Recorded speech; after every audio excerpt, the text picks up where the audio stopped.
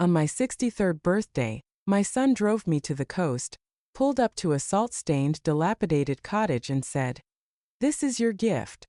Live here." He drove away, leaving me in the middle of nowhere, but he couldn't have imagined who lived in the next cove over, and that he was already walking towards me, a storm lantern in his hand. Hello, my dear listeners. Thank you for being here. If you enjoy stories like this, please subscribe to the channel and give this video a like. I always love to read where you're listening from, so don't hesitate to leave a comment. And now settle in and enjoy the story. In my life, as it seemed until recently, there weren't many events worthy of a long story. I had always lived quietly, almost invisibly. Even in my own Boston condo, the one my late husband and I bought when the city was a different world, I had eventually become like a shadow, a piece of furniture that takes up space but is no longer noticed. For the last 10 years, that condo belonged not to me, but to a younger life, the life of my son Leo and his wife Chloe. I occupied the smallest room, the one that used to be a home office. My books, photos of my husband Richard, the old leather armchair he loved to read in, all of it had gradually migrated here, yielding to the sleek, bright, and empty space that Chloe adored. I didn't argue. Why would I? As long as my son was happy. Every morning began the same. I would rise before anyone else at 6 so as not to make noise, not to disturb the young couple's sleep. I'd tiptoe to the kitchen, start the oatmeal for Leo, and brew 2 different kinds of coffee. A strong dark roast for him, some special single origin pour-over for Chloe, the kind with floral notes that made my own throat itch. I'd brew a simple black coffee for myself and drink it in my room, so as not to be in the way. My entire pension went into the household account. Every last cent. Mom, what do you need money for? Leo would say, awkwardly avoiding my gaze. We buy everything together. And I would agree. Indeed, what for? I wore my old clothes, rarely went out except to the grocery store or the pharmacy. All my own desires had long since withered, shriveling down to a single point, to see my son happy. I remember giving away all my savings, the money I'd been putting aside for cataract surgery, when Chloe urgently needed a new designer coat. "Oh, Mom, you understand," she cooed, draping an arm around my shoulders. "Everyone at Leo's firm is so high status. I have to fit in. It's important for his career." And Leo would nod, looking at me with gratitude. So I gave it to them, and then I just started buying stronger reading glasses from the drugstore. My opinion held no weight in the house. If I said the soup was too salty, Chloe would purse her lips and say, "Margaret, at your age, your taste buds aren't what they used to be." If I tried to give my son advice based on my life experience, he would gently interrupt, "Mom, things are different now. We'll figure it out ourselves." They figured it out, and I was a function. A cook, a cleaner, an interest-free ATM. An invisible person whose presence was convenient, but not essential. Sometimes in the evenings, sitting in my armchair, I would look at Richard's photograph and ask him, "Did we raise him right, Richard? He's a good man, isn't he?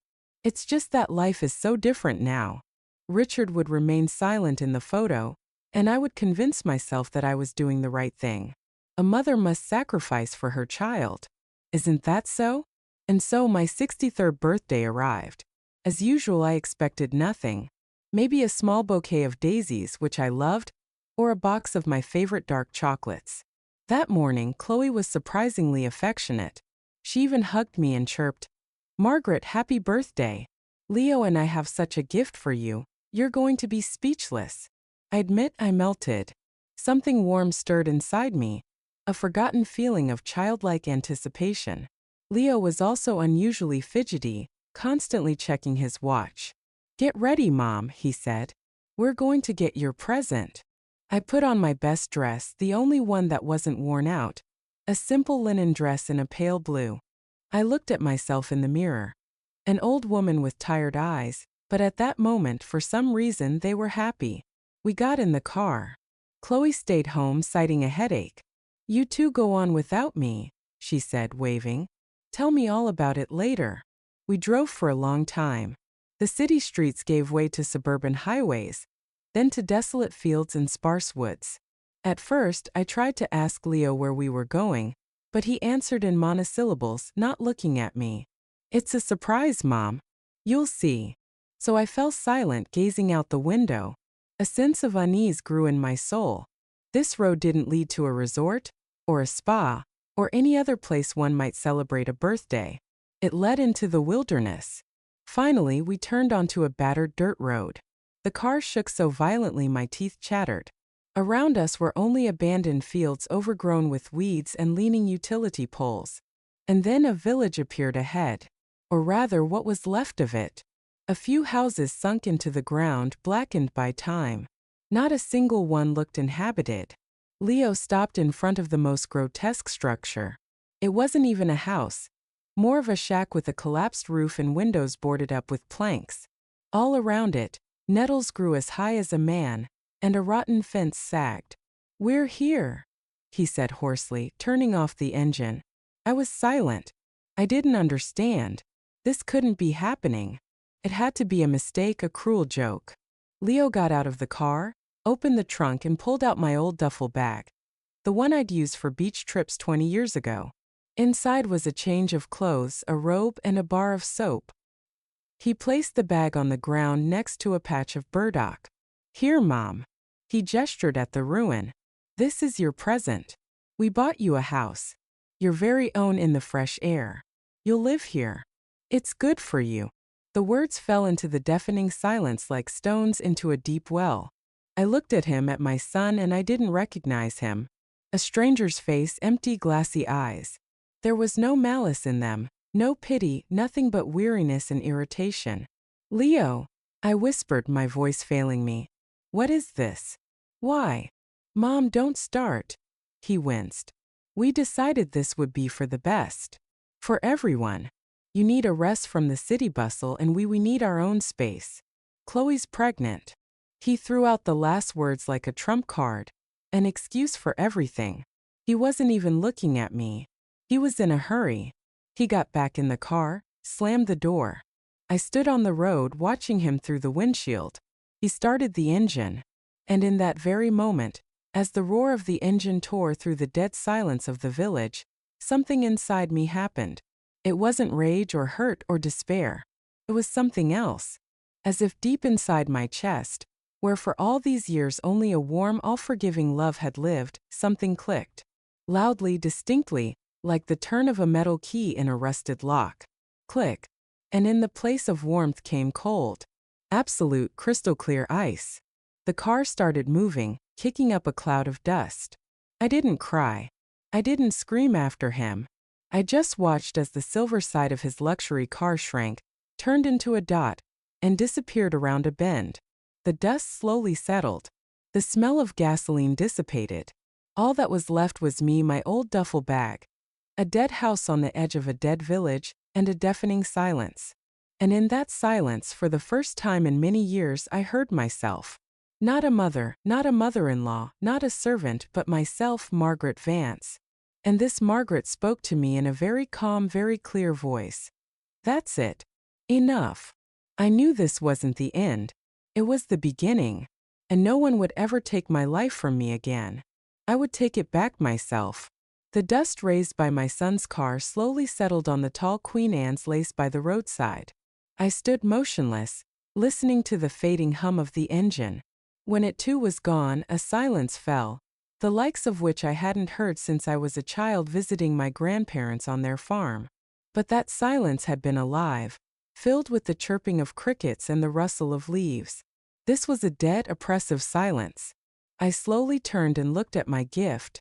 At this blackened husk of a cottage with its boarded-up windows.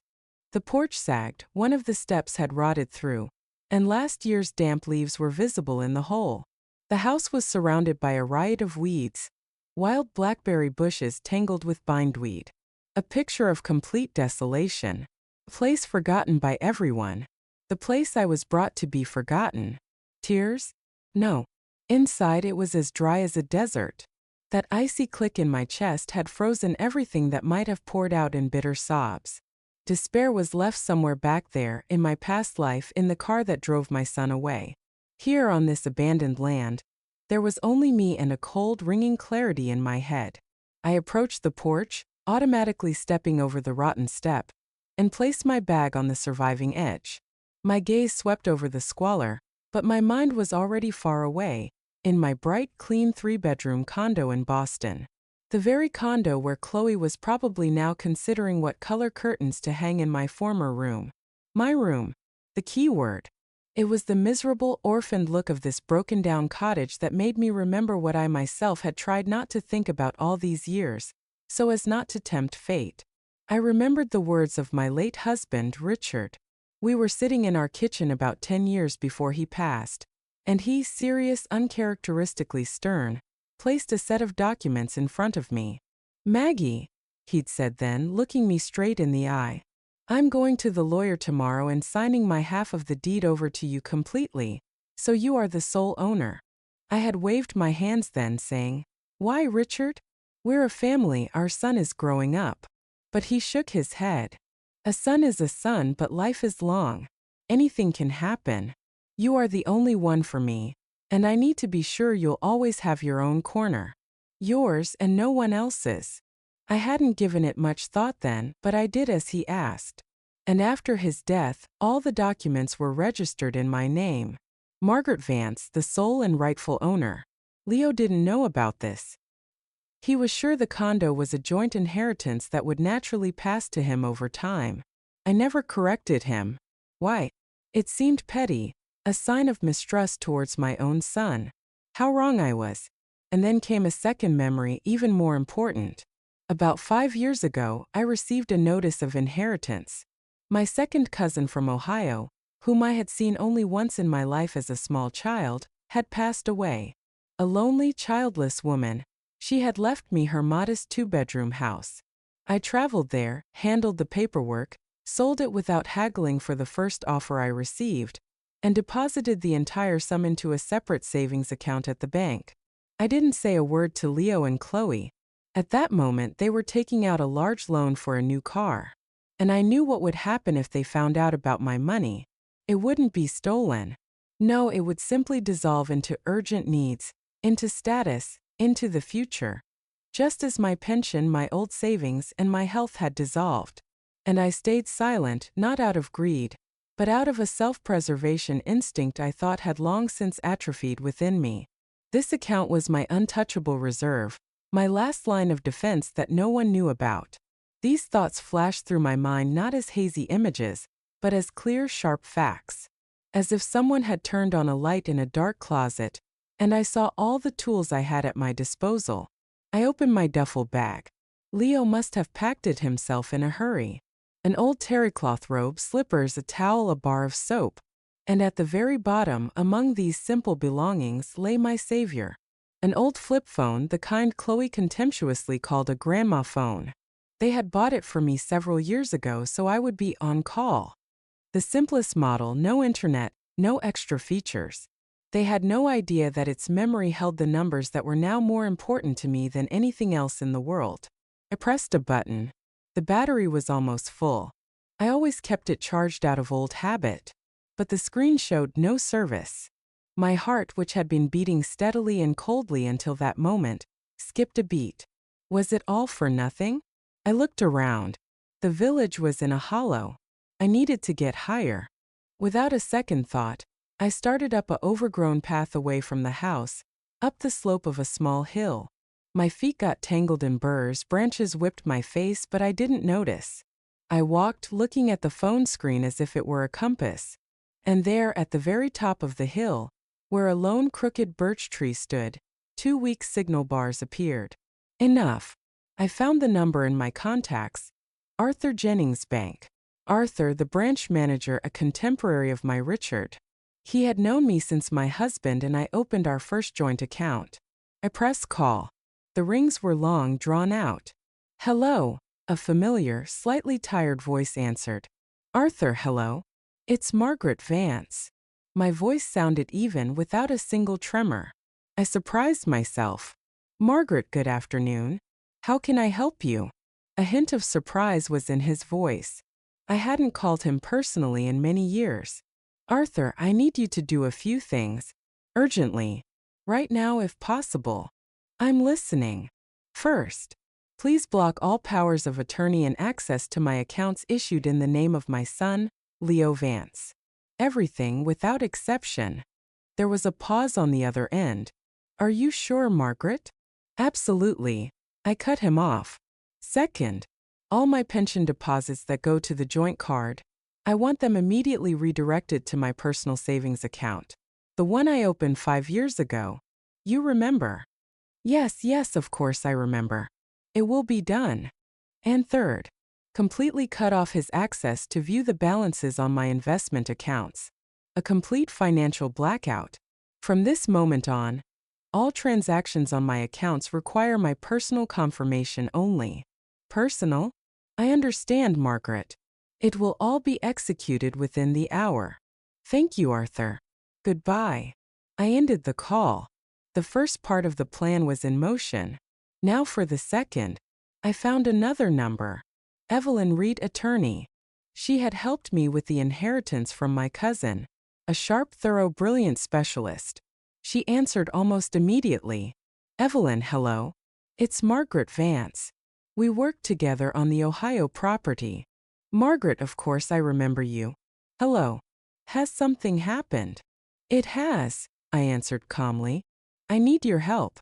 It concerns my condo in Boston.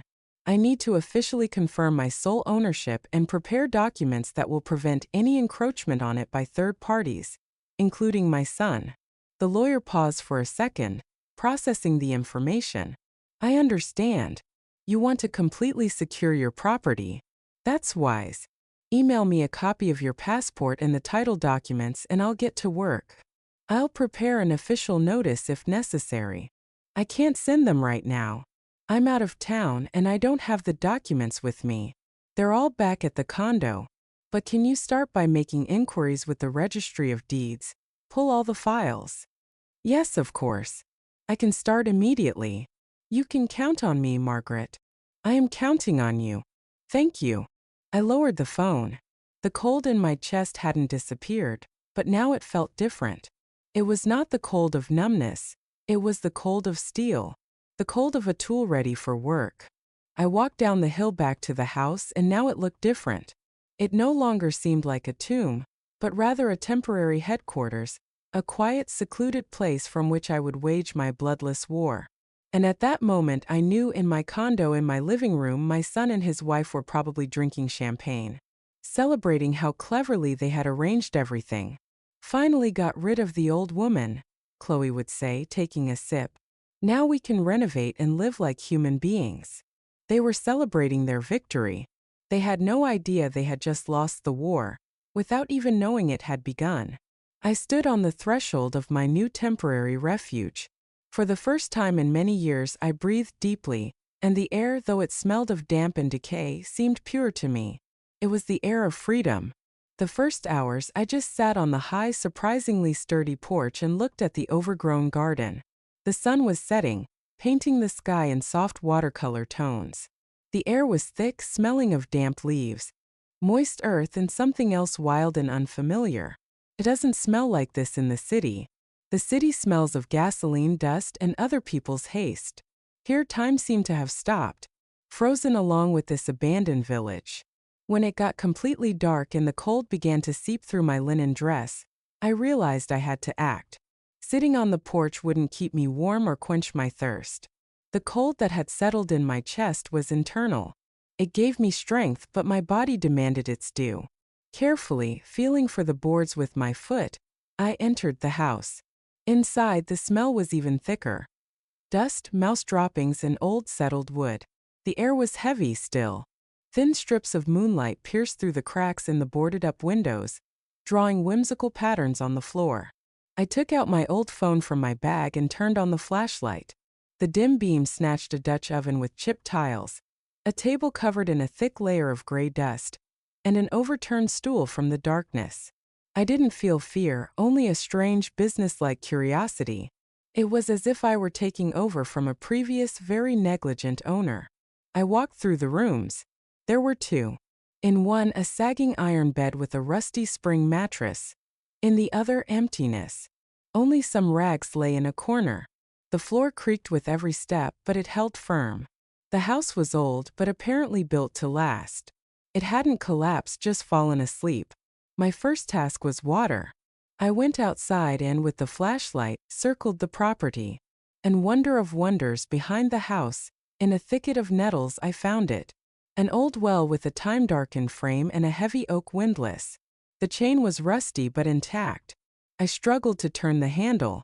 Something creaked, groaned, but the chain went down. And a minute later I heard a dull splash. Water. There was water. This was the first small victory. I found an old galvanized bucket on the porch, miraculously not rusted through, and after a few attempts managed to pull it up full to the brim. The water was icy and smelled of silt, but it was clear.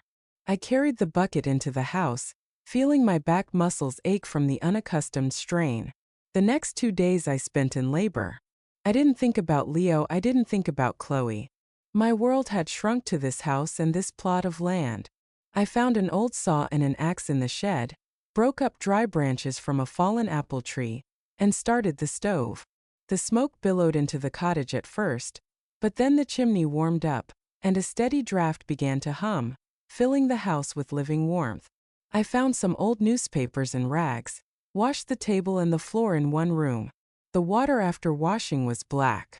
I dragged dry straw from the shed, stuffed it into an old mattress I found in the attic. It became less hard to sleep. I was living like Robinson Crusoe, and this simple physical labor cleared my mind. Every evening I would climb my hill to catch a signal and just look at the screen. 2 bars. My connection to the world. I didn't call anyone. I waited. I knew they would call. It happened on the 3rd day. Towards evening, I was sitting on the porch, finishing an herbal tea made from currant leaves I'd found in the garden. The phone rang, shrill and unpleasant, breaking the evening silence. The screen lit up. Leo. I let it ring a few more times before answering. Inside, everything was calm. Yes, I said. Mom, finally. Where have you been? I've been trying to reach you for an hour. His voice held the usual condescending irritation. I haven't been anywhere, Leo. I'm breathing the air. There's a lot of it here, I answered evenly. All right, how are you settling in? He asked, in the tone of someone performing an unpleasant but necessary formality. I'm settling in bit by bit. Thank you for your concern. He missed my quiet irony. Listen, Mom, there's a problem. Chloe's card was declined at the store. Your supplementary card. The money is definitely there. I checked this morning. You didn't accidentally press something, did you? Maybe a glitch at the bank? Call them, will you? Ah, there it was. The first sign. The first ripple on the water of their serene calm. I was silent, letting him talk. You need to call, tell them everything is fine. Chloe got upset, she wanted to buy a dress. I pictured the scene. My daughter-in-law in an expensive boutique, handing over my card, onto which my pension was regularly deposited, and seeing declined on the terminal. Her surprise. Then indignation. How could this be? The old woman's account failed. Mom, are you listening? Leo hurried me. I'm listening, I said quietly. And then I heard him, apparently covering the receiver with his hand, but not very carefully, say to the side, I don't know, she's just sitting there silent. And in response came Chloe's voice, clear as the shattering of glass. I would know it among 1,000. Contemptuous hissing. What's the point of talking to her? She's putting on a show. Decided to show some character in her old age. She's offended, you see. It's nothing. She'll sit there in her wilderness without a penny, and she'll come crawling back, begging. Tell her to stop being a fool and go sort it out. I need that dress. Then Leo's voice again, quieter, conciliatory. Chloe, just wait. And hers again, louder. What wait? We have the kitchen designer coming tomorrow, and our utilities aren't paid. We got a text today about the debt. Did she turn that off with her grandma phone too? Senile dementia is progressing. That's what I'll tell you. We shouldn't have bought her a house. We should have found her a place in a nursing home. Senile dementia. A show. Sit without a penny. These words didn't wound me. They were like a final, irrevocable diagnosis. They confirmed everything I had understood that day. When Leo left me on that road, to them I was not a person, not a mother, I was a thing. A function, an inconvenient, aging piece of furniture that had suddenly started to malfunction. And they weren't trying to fix it. They were just angry that it had stopped working as it should. All the tiny, hidden hope in the furthest corner of my soul, that maybe I was being too harsh, that I had overreacted. All of it evaporated in that moment. The ice in my chest became harder than granite. There was a rustle on the line again, and Leo's voice became loud again, addressed to me. "Mom, are you there? So, will you call the bank?" I took a breath. The air was cool and clean. "No, Leo," I said very quietly but distinctly. "What?" "No, you can't or you won't." There was bewilderment in his voice. "Figure it out yourselves," I said, and pressed the end call button. I lowered the phone and looked at the darkening garden for a long time. I was no longer angry. I felt only a cold, righteous calm. They had passed judgment on themselves. They had called things by their proper names. They thought this was my pathetic little rebellion, my show. They couldn't even imagine that this wasn't a show.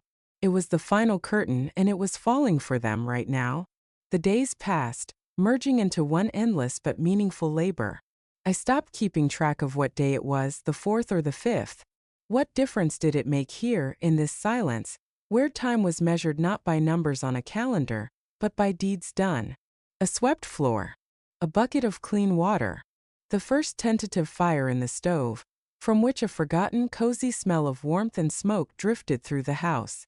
My anger, that cold anger born on the dusty road, had settled. It hadn't disappeared. No, it had just sunk to the bottom of my soul, like a heavy, dense frost becoming my foundation. I no longer thought about them, about Leo and Chloe. I thought about myself. It turned out to be a very unfamiliar and strange occupation. On the second day, I decided to explore the attic. I climbed the rickety ladder, expecting to see only junk and cobwebs. And so it was. But in the farthest corner, under a layer of old sacks, I found a small wooden chest unlocked. I blew the dust off it, which immediately danced in a sunbeam piercing through a hole in the roof, and lifted the heavy lid. Inside, on yellowed chintz, lay neat stacks of letters tied with string, and a thick album in a velvet cover. I brought it down, sat on the porch, and opened it.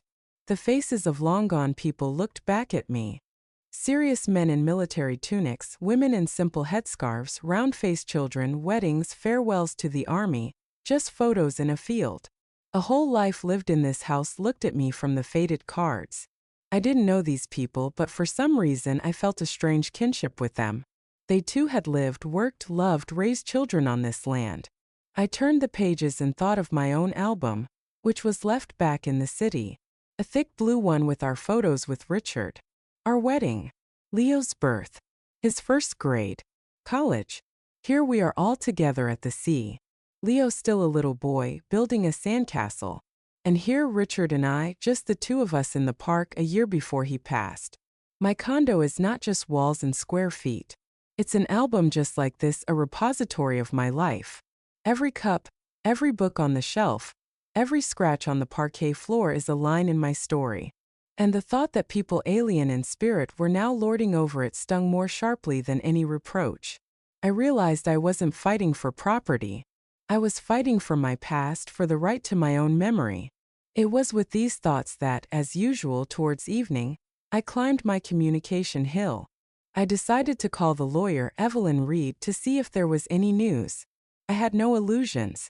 I understood that such cases are not resolved quickly, but I needed to hear that the process was moving forward. She answered immediately, as if she had been waiting for my call. But her voice was not as cheerful as last time. It was somewhat tense. "Margaret, good evening. I'm glad you called. I was just about to look for you. Is something wrong, Evelyn?" I asked, and my heart, which had been beating calmly and evenly, did a worried flip. "Let's just say there are some complications," she said, choosing her words. "I made the preliminary inquiries as we agreed. Your ownership right to the condo is indisputable. You are the sole owner. It's all clean. Then what's the problem?" I asked impatiently. She paused. Margaret, there is a lien on your property. The word was unfamiliar to me. What does that mean? It means that certain restrictions have been placed on your property. It cannot be sold, gifted, or be part of any other transactions until this lien is removed. What kind of lien? Where did it come from? The cold began to return, but now it was different, anxious, prickly. And then the lawyer said the phrase that split my world into before and after. She said it quietly, almost casually, but for me it sounded like an explosion. Margaret, your condo is collateral for a commercial bank. A loan agreement for a very large sum has been issued against it. I was silent. I couldn't breathe. The air was stuck somewhere in my throat. Collateral. A loan. How? When? It was the only word I could force out. The agreement was signed 8 months ago, Evelyn replied. 8 months. An image instantly flashed in my mind. Last winter. I was seriously ill. Pneumonia. I lay for 2 weeks with a high fever, almost delirious. Leo was at work and Chloe was taking care of me. She was so attentive, bringing me broth, changing compresses, running to the pharmacy, and constantly fussing with some papers. Mom, some documents came from the tax office. You need to sign them before the deadline. Don't get up, I'll bring them to you. Mom, this is just a form for the housing office. Pure formality. Just sign here. I remember her sliding papers in front of me, holding them. I could hardly see what was written. The letters swam before my eyes from weakness and fever. I trusted her. She was my son's wife, my family. I signed without looking, just to get her to leave me alone. Just to fall back into a saving oblivion. Evelyn, my voice trembled, but I pulled myself together. My signature is there. Yes, Margaret, according to the documents, you personally acted as the mortgager. The signature is notarized, but I have already requested copies. There is reason to believe. I didn't need her to finish. I understood everything. This wasn't just document forgery. It was worse. It was a betrayal at the moment of my absolute helplessness. They hadn't just deceived me.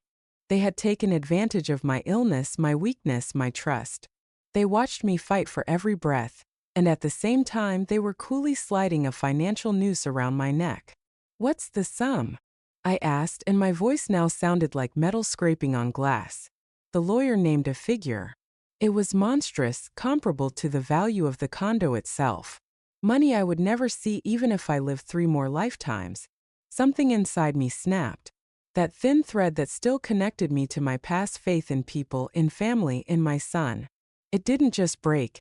It disintegrated, turned to ash. I suddenly saw everything in its true light. Their plan wasn't just to evict me from the condo. No, it was far more diabolical. They had taken a huge amount of money against my life, my only asset. They had spent it or were going to spend it on their beautiful life, on a new kitchen, on a dress, on whatever. And then, when it came time to pay the bills, they would simply let the bank take the condo. And me. They had evacuated me in advance, hidden me in this wilderness so I wouldn't interfere, wouldn't get underfoot, wouldn't find out anything until it was too late. This dilapidated house wasn't just a gift. It was my tomb. A place where I was supposed to quietly disappear, while they finished devouring the remains of my life. All the bitterness, all the maternal hurt, all the doubts, everything disappeared. It was washed away by a wave of icy righteous fury. This was no longer anger. It was the feeling a person has when they see absolute, unadulterated evil and understand that they must stop it. Not for revenge, but for justice. For the memory of my husband who wanted to protect me. For myself. Evelyn, I said into the phone, and my voice was as hard as steel. I understand. Do whatever is necessary. Get all the documents. Prepare the lawsuits. We will fight. I've already started, Margaret. I'm on your side. I know, I replied and ended the call. I slowly walked down the hill. The sun had already set, but it seemed to me that I could see everything around me with an incredible, inhuman clarity. Every blade of grass, every stone on the path. The world hadn't changed. I had. Before, I just wanted to get my things back. Now I knew I had to go all the way. They had awakened something in me I didn't know I had, and they would regret it very soon. The news of the loan didn't break me. It tempered me, as if I had been plunged into ice water and then thrust into fire, and instead of cracking, I had turned into steel. All these days I thought I was fighting for my past, for memory, for justice. Now I understood that I was fighting for my future, for the right to simply live. The next few days passed in a fog, but it was not a fog of despair, but one of extreme concentration. I stopped noticing the domestic inconveniences. The creaky bed, the cold water, the meager food from old cans of preserves found in the cellar. All of that faded into the background. My body moved on autopilot, performing the necessary work, while my brain worked clearly and smoothly, like a well-oiled machine. I tidied up one room, the one with the stove. I scrubbed it clean. I found an old wooden table in the attic and washed it. It became my headquarters. Every evening I climbed the hill, and now it was not just a communication session, it was a war council. Me and Evelyn. She became my eyes and ears there in the city, in that life that was already dead to me. Margaret, we've filed a fraud complaint with the district attorney's office. She would report in her calm, businesslike voice. I've also sent an official notice to the bank, attaching medical records of your condition during the period the contract was signed. The bank is obligated to start an internal investigation. Good, I would say. What's next? And next, Margaret, we wait. The first shots have been fired. Just go about your business. They will reveal themselves. And I did. I found an old spade in the shed and began to dig a small patch of land in front of the house, clearing it of years of weeds. The work was hard, the earth was compacted, the roots of the weeds ran deep. But with every root I pulled, I felt as if I were freeing not only the land but my own soul. I was uprooting my past, my blind love, my victimhood. It was painful but necessary. And then, on the 5th day after our conversation about the loan, the storm broke. In the evening, as usual, I was talking to Evelyn, but this time her voice sounded different. There was a note of restrained triumph in it. Well, Margaret, she began without preamble, the ice is breaking. This morning, a courier delivered a registered letter with a return receipt to your son and his wife at your address. Pictured it. Morning. They are drinking coffee in my kitchen, discussing what color to order for the cabinet fronts. The doorbell rings. A courier. They sign for it, carelessly opening the thick envelope. What's in the letter? I asked. An official notice from me, as your legal representative. It states your full and sole right to the condo, that any attempts to conduct transactions with it will be stopped in court. And most importantly, it contains a demand to provide an explanation within 24 hours regarding the loan agreement, which we claim was concluded fraudulently. I was silent, listening to her words. But that's not all, she continued. This morning, the bank's security service, having received my documents, reacted harshly. All accounts to which your son had access, including credit cards and joint savings funds, have been frozen pending the outcome of the investigation. Arthur Jennings personally supervised. Frozen. What a precise word. Their world, built on my money, on my betrayed trust, was covered in a crust of ice. Did they try to do anything? I asked, already knowing the answer. Oh yes, the lawyer chuckled. I've already had a call from the bank. First your son rushed in shouting, demanding, threatening. When they calmly explained that he wouldn't get a penny until the fraud investigation was over, they say he turned pale and left. An hour later, his wife came to the bank and threw a tantrum, demanded to see the manager, screamed about consumer rights, that she would sue the bank. They politely showed her the door. Their world is collapsing, Margaret. Faster than they expected. I sat on top of the hill, the wind whipping my hair. I looked at my abandoned village, at the dark silhouettes of the houses, and I felt no gloating. I felt the disturbed order of things being restored. Justice is not revenge. It's just putting everything back in its place. And then my phone rang again. Leo's number. I dropped the call with Evelyn and answered my son's. Mom, what have you done? It wasn't my Leo's voice. That soft, slightly condescending tone he had used with me for the past few years was gone. This was a shriek, high-pitched, breaking, full of animal terror. I was silent. Are you crazy? We got some papers from a lawyer. The bank blocked all our cards. Everything. We don't even have money for groceries. Are you trying to ruin us? He was choking on his rage and panic. In the background, I could hear Chloe's sobs. Not quiet, bitter weeping, but loud, demonstrative, hysterical wails.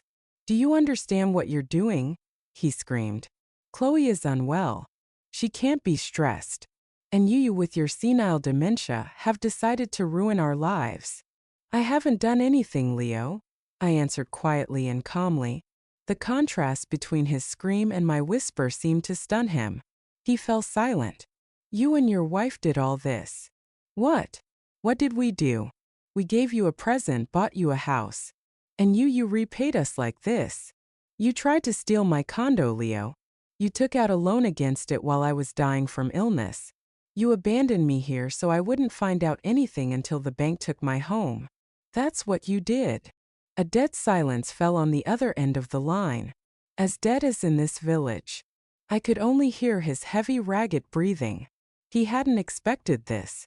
He thought I knew nothing. He thought it was just resentment, just a show. But it turned out to be a verdict. Mom, he finally croaked, and a pathetic, pleading note appeared in his voice. Mommy, it's not like that. It's a mistake, a misunderstanding. We'll explain everything. Just cancel everything, okay? Withdraw all these papers, we'll come and talk. Come, I said. Really? Hope flickered in his voice. You'll cancel everything? No. I said, come. I'm waiting for you. I ended the call. That's it, now they know. They know this isn't a whim, not resentment, this is war. And they know that I know their darkest secret. Now their panic will turn to desperation, and desperation drives people to the most insane acts. I walked down the hill. The night was dark, but I walked confidently. I knew they would come, and I was ready. They arrived the next day around noon. I heard them long before I saw them. The roar of an engine that furiously and inappropriately tore the silence of this sleepy village, and the screech of brakes right in front of my house. Dust billowed up, covering the wild currant bushes. I didn't move. I sat on the same porch where they had dumped me a few days ago, peeling new potatoes I had found in the overgrown garden with an old knife. A few tiny tubers the size of quail eggs. My lunch. The car doors slammed almost simultaneously. Leo jumped out first. Pale, gaunt, with dark circles under his eyes. He was wearing an expensive shirt, but it was wrinkled as if he had slept in it. Behind him, Chloe emerged more slowly. Her face was swollen, her makeup smeared. But she still tried to hold her head high, with that expression of disdainful superiority that had become her second nature. They stopped a few steps from the porch, looking at me. I didn't raise my head, continuing to carefully peel the thin skin from a potato. This simple, monotonous work grounded me, kept my emotions from taking over. I was not a participant in the drama, but a spectator. Mom, Leo began.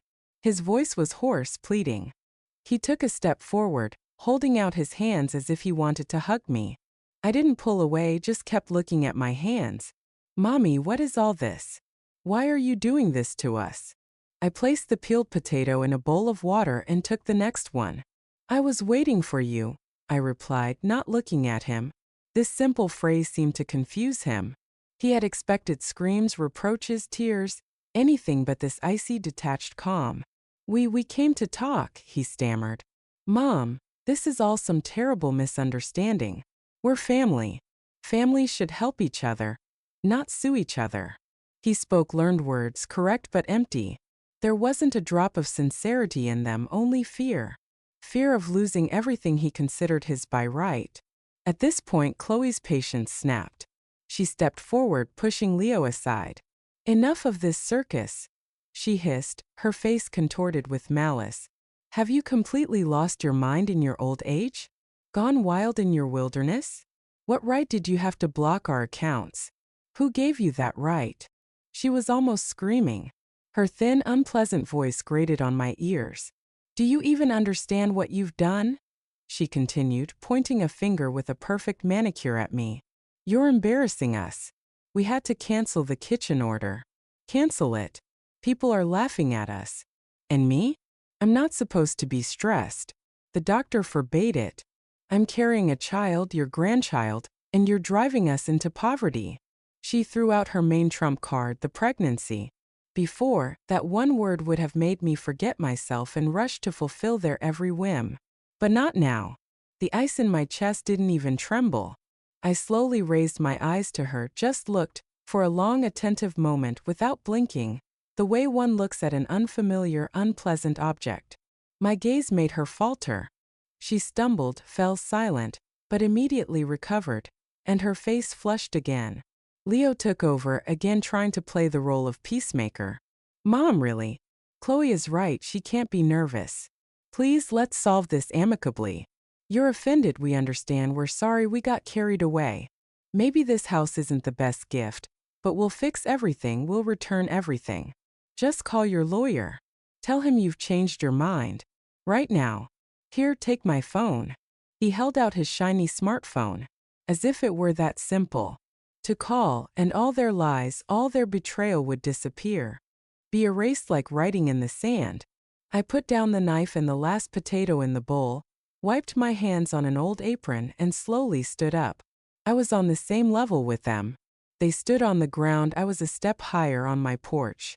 You want me to cancel everything? I asked quietly. Yes, yes, Mommy. Leo nodded eagerly. Chloe looked at me defiantly, pressing her lips together. So that I can give you my pension again, my condo, my life?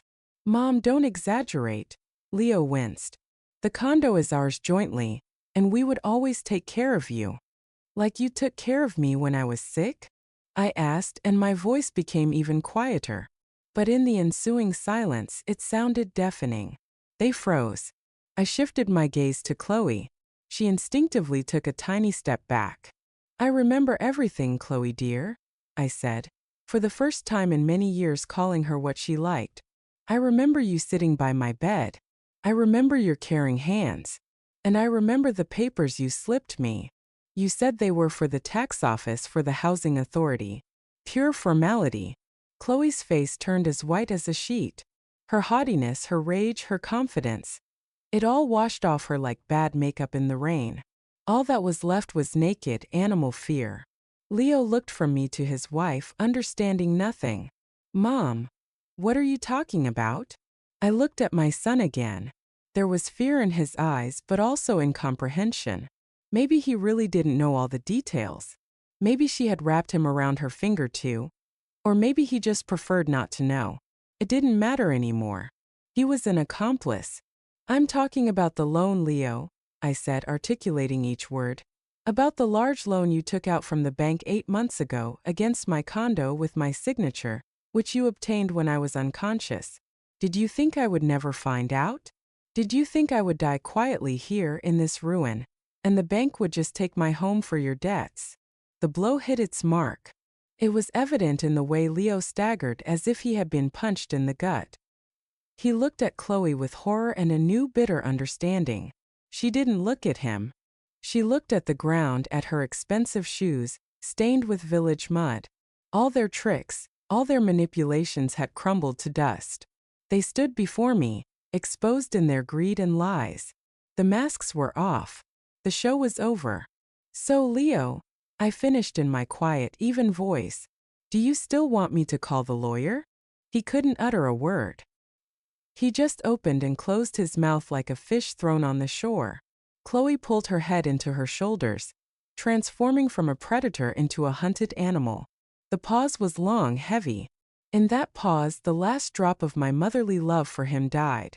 It died and was buried right there by that rotten porch. Leave, I said. It was not an order, not a request. It was a simple statement of fact. Like it's raining or night has fallen.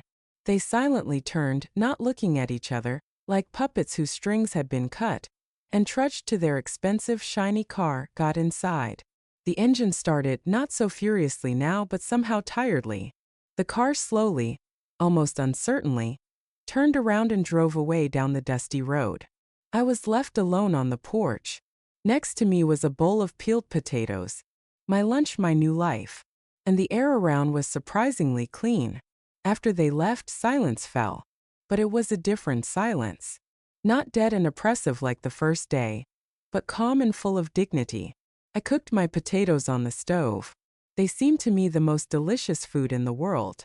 I ate slowly, sitting at my wash table, and looked out the window, which I had finally managed to unboard and clean. Outside was my overgrown garden, and in it, among the weeds, I saw a few surviving peony bushes. Their dark red, tight buds were about to open. I thought that was it, that they, crushed and exposed, would leave me alone and try to sort out the mess they had made. But I had underestimated them again. I had forgotten that a cornered animal does not seek repentance, seeks a way to bite one last time. About a week passed. During that time I had met my only neighbor. Or rather, he came to me. One morning as I was hauling a bucket of water from the well, I heard a calm, low voice behind me. "Here, neighbor, let me help. That's not a woman's job, turning the windlass." I turned around. Before me stood a tall, lean old man with a gray beard and incredibly clear blue eyes. He easily finished turning the windlass with one hand, picked up the bucket, and set it on the ground. "Samuel Blackwood," he introduced himself, extending a wide, calloused hand. "I live in that house over there, 2 lots down. The last of the Mohicans in this village." "Margaret Vance," I replied, shaking his firm hand. "That's how our acquaintance began." Samuel, or Sam as he asked me to call him, turned out to be a retired fisherman. A man of the old school, taciturn but wise and solid. He didn't ask me how I ended up here. He just saw. He saw the expensive car that brought me and left. He saw how I, alone without help, was trying to settle into an abandoned house. And he understood everything without words. He started to help me. He would bring a few logs of dry firewood, or share some milk from his goat, or just come over in the evening to sit on the porch and talk about the weather, about the fishing prospects. His silent presence was a huge support for me. With him nearby, I didn't feel lonely. I felt safe. And then the final battle began. One morning, as I was watering my future peonies, I heard the roar of cars. Not one but several. A whole cavalcade was approaching my village. 3 cars stopped in front of my house, and people began to get out. I recognized them. My cousin Vera from Portland with her husband. My late husband's nephew Owen with his wife.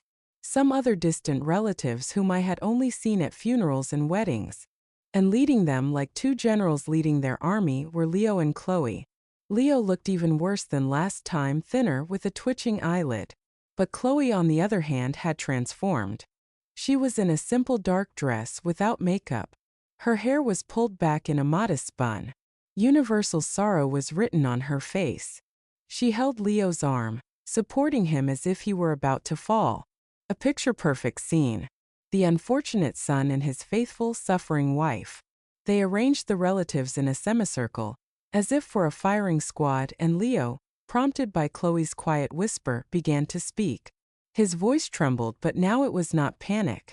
It was a well-rehearsed grief. "My dears, Aunt Vera, Owen, thank you for coming," he began, surveying everyone with a tragic gaze. "We called you because a tragedy has struck our family. A great tragedy." He paused, letting the words sink in. The relatives looked at me with bewilderment and sympathy.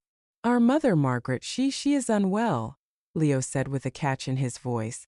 "After her illness, she started having mental problems. She began to forget things, to get confused. She imagined some conspiracies, some loans. She doesn't recognize us. She accuses us of terrible things." I stood with a watering can in my hands and listened to this theater of the absurd. I couldn't believe my ears. They had decided to declare me insane, to take everything, to make their fraud seem like a product of my sick imagination. "We wanted to get her treatment," Chloe chimed in with her sorrowful, angelic voice, wiping a dry eye with the corner of a handkerchief. "We were looking for the best doctors, a clinic, and she ran away, found this abandoned house somewhere, and is hiding here. She refused help, blocked all the accounts so we couldn't pay for treatment. She is a danger to herself." We're afraid she might do something to herself." Aunt Vera, a soft-hearted woman, gasped and pressed her hands to her chest. "Maggie dear, what is this? Let's go home to the city. You need to go to the hospital, get some treatment." They looked at me as if I were a violent lunatic, a mixture of pity, fear, and some disgust. I saw my sentence in their eyes. Leo and Chloe's plan was diabolically simple and effective. Who would believe a lonely old woman living in a ruin against a young, respectable son and his pregnant wife who were so concerned about her? I was silent. What could I say? Any word from me, any protest, they would immediately declare a symptom of my illness. See, aggression, an inadequate reaction. And just when it seemed that all was lost, that I had lost this last, dirtiest battle, I heard the quiet creak of the gate behind me. "May I ask what this gathering is about?" Everyone turned. Sam was standing on the path. He was in his usual work clothes, but he stood straight like a general. The gaze of his clear blue eyes swept over the entire delegation, stopped on Leo and Chloe, and finally on me. "And who might you be?" Chloe asked haughtily, looking him up and down. "Me? I'm the neighbor," he answered calmly. "Samuel Blackwood." "But who are you nice people, coming to a woman's house in a crowd and frightening her?" "We are her relatives," Leo shouted hotly. "And we came to save her. She's not right in the head." Sam slowly walked over and stood beside me. He didn't look at me, but I felt his solid shoulder. "Not right in the head, you say?" He squinted at Leo. "Strange. I've been talking to Margaret for a week now, and I see a completely sane, clear-headed, and very strong woman. A woman whom her own son brought here on her birthday and threw out into this shack like an unnecessary thing. I saw it with my own eyes." The relatives murmured. Aunt Vera looked at Leo with doubt. "And I also see a person," Sam continued, and his voice became firmer, "who, alone without any help, is turning this shack into a livable home. She started the stove, cleaned up, is digging a garden. Is that how crazy people behave? I think that's how people behave when everything has been taken from them. But they couldn't take away the main thing. The will to live." He took a step forward, closer to the delegation. "And you young people." He shifted his gaze to Chloe. "You seem strange to me. You arrive in an expensive car, dressed to the nines, but you say your mother cut off all your accounts. How did you get here then, on your last dime? And you don't look like grief-stricken children. You look more like predators who have come to squeeze the last out of an old woman. Only instead of soldering irons and flat irons, you have tears and false words." The final words he pronounced loudly and distinctly, and they hit their mark. The relatives, who had come with sympathy for Leo, now looked at him and Chloe with suspicion. Their well-thought-out performance was crumbling before their eyes. And Vera came up to me. "Maggie, is it true? He kicked you out." I nodded silently, and that was enough. All their lies burst like a soap bubble. The relatives began to whisper, casting angry, condemning glances at Leo and Chloe. Oh, and a big man walked up to Leo. "What the hell are you doing, you scumbag?" he growled. "Trying to drive your own mother to her grave?" Leo backed away. Chloe grabbed his arm and dragged him towards the car. Their public trial had turned into their public disgrace. They fled under the contemptuous gazes of those they themselves had brought as judges. But as they scrambled into their car, Sam took one more step forward. His voice was no longer loud, but low and carrying. "And one more thing, Sonny," he said, looking directly at Leo. "You might not remember me, but I remember you. My name is Samuel Blackwood. My younger brother was Arthur Blackwood. He owned a small shipping company in the harbor. A company you and your firm drove into bankruptcy 10 years ago with a predatory buyout. You ruined him. He lost everything. He died a year later of a heart attack. I bought this land and waited, not for revenge, for justice. And it seems justice has a funny way of finding you." The silence that followed was absolute. Leo froze with his hand on the car door, his face a mask of pure, unadulterated horror. He remembered. Oh, he remembered. Chloe stared at Sam, then at Leo, a new kind of fear dawning in her eyes. The relatives who had started to disperse stopped and turned back, their faces a mixture of shock and morbid curiosity. The story had just taken a turn no one expected. "The loan you took out against your mother's home," Sam continued, his voice like the grinding of stones. "It wasn't from a commercial bank, was it? No bank would give that kind of money to a junior executive with a spotty record. You went to private lenders, didn't you? The kind of people who don't send letters when you default. The kind of people my brother got tangled up with because of you." Leo didn't speak. He couldn't. He just stared at Sam, the past rising up to choke him. "I know them," Sam said quietly. "They know me. And they know you owe them a lot of money. Money you no longer have. You didn't just betray your mother, boy. You made a deal with the devil. And now the devil has come to collect." He let the words hang in the air. The relatives began to back away slowly, wanting no part of this new, dangerous reality. Chloe finally found her voice, a thin, terrified squeak, and yanked Leo into the car. They sped away, not in shame this time but in pure terror. The cars of the relatives followed, one by one, leaving a trail of dust and shattered lies. Finally, it was just me and Sam on the road. I turned to him. "Thank you," I whispered, the words inadequate. He just smiled into his gray beard. "Don't thank me, neighbor. Truth has a way of coming out. Sometimes it just needs a little push." I watched the dust from their cars settle on the road, and I knew this was the final end. They hadn't lost in a courtroom or a bank. They had lost here on this land in front of simple people, and in the face of a past they thought they had buried. And that defeat was more terrifying for them than any financial ruin. It was a moral bankruptcy, complete and irrevocable. The dust on the road settled, and with it the dust of my past life. From that day on, I never heard from them again. Evelyn, my faithful lawyer, brought the legal matters to a close. The bank, under pressure from the DA's investigation and the threat of scandal, quickly recognized the loan agreement as fraudulent. All claims against me were dropped. What happened to Leo and Chloe, I didn't inquire. I only knew that they had to face the consequences of their actions, both legal and otherwise, without my help, without my money, and without my forgiveness. Their world, built on lies, had collapsed, burying them under its rubble. And my life was just beginning at 63. The first thing I did, once all the legal formalities were settled, was sell the condo in Boston. Without regret. I went there one last time to collect the most precious things: the photo album, a few books, and my husband's old armchair. Walking through the empty, echoing rooms, I felt no nostalgia. The place had ceased to be my home. It had become just a piece of real estate, cold and foreign. My home was here now, in this quiet, forgotten village. With the money from the sale, along with what was in my secret savings account, I began to build. Not just a house, but a life. I hired a crew from the nearby town. They put on a new roof, installed new windows, and built a proper Russian stove with a sleeping ledge. I worked alongside them, painting, cleaning, feeling the satisfying ache of honest labor in my muscles. The house transformed from a dark, gloomy shack into a cozy, bright cottage. In the spring, I started a garden. Sam helped me clear the old, diseased trees and plot out a vegetable patch.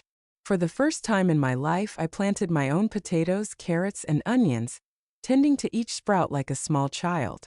And the earth, feeling my care, responded with an incredible bounty. My peonies bloomed in a huge, lush bush, their scent filling the air. Sam and I became true friends. We didn't pry into each other's souls, but we understood everything without words. In the evenings, he would often come over for tea with herbs we had gathered in the woods. We would sit on my new porch, drinking tea from old porcelain cups and watching the sunset in a comfortable silence that was more meaningful than all the conversations I had had in the last 10 years. Sometimes I thought of my son, but it was no longer with pain or resentment. It was with a kind of pity, as for a lost stranger. I had raised him, given him everything I could, but I couldn't instill in him what he didn't have: a conscience. That was not my failure. It was his choice. I let him go, mentally cutting the last thread that still bound me to him. He was no longer my duty, my pain, my responsibility. He was just a man who had once been my son, I am 65 now. I am sitting on my porch. In my hands is a cup of hot tea with mint from my garden. The sun is setting behind the forest, painting the sky in incredible colors. The air smells of cut grass and flowers. In the house, firewood crackles warmly in the stove. A stray kitten I named Vasily is purring on my lap. I look at my hands. They are rough from working in the garden, my nails not as manicured as they used to be. But these are the hands of a living person. A person who is building her own life. Sometimes I think I should be grateful to Leo and Chloe. If not for their cruelty, I would have lived out my days as a shadow in someone else's life. I would never have known what I was capable of. I would never have met Sam, never have seen these peonies bloom, never have tasted the water from my own well. They wanted to bury me, but instead they gave me a real life. I take a sip of tea. It is tart, fragrant, alive. I think about how dignity is not something others give you. It is not their respect, not their recognition. Dignity is what you find inside yourself. What you win back from fear, from resentment, from despair. What you reclaim for yourself when it seems all is lost.